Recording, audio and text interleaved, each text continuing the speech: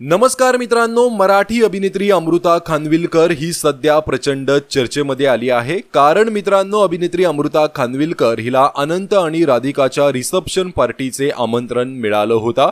अमृताला अंबानी कुटुंबियांकडून लग्नाची पत्रिका देखील देण्यात आली होती, पण लग्नात मात्र अमृता कुठे दिसली नाही। अमृताने थेट रिसेप्शन पार्टीलाच हजेरी लावली, पण आनंद आणि राधिकाच्या रिसेप्शनला गेलेल्या अमृताला ट्रोल होण्याची वेळ आता आली आहे।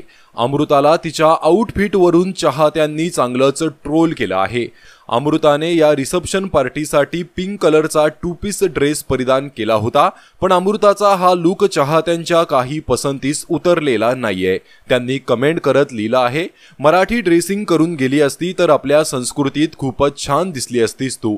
तर दुसऱ्या चाहत्याने लिहिलंय, आपले दादा वहिनी म्हणजेच रितेश देशमुख आणि त्यांची पत्नी मराठी लुकमध्ये होते। अमृता खानविलकर यांनी सुद्धा मराठी लुकमध्ये असायला पाहिजे होता। आणखी एका चाहत्याने लिहिलंय, तिच्या मागेच रामायणातील ओव्या लिहिलेल्या आहेत, निदान जागा तरी दुसरी बघायची की लाज वाटते आम्हाला, असे म्हणत अनेकांनी आता अभिनेत्री अमृता खानविलकरला तिच्या या ड्रेसवरून ट्रोल केला आहे। तर या संदर्भात तुमची काय प्रतिक्रिया आहे, कमेंट करून नक्की सांगा। धन्यवाद।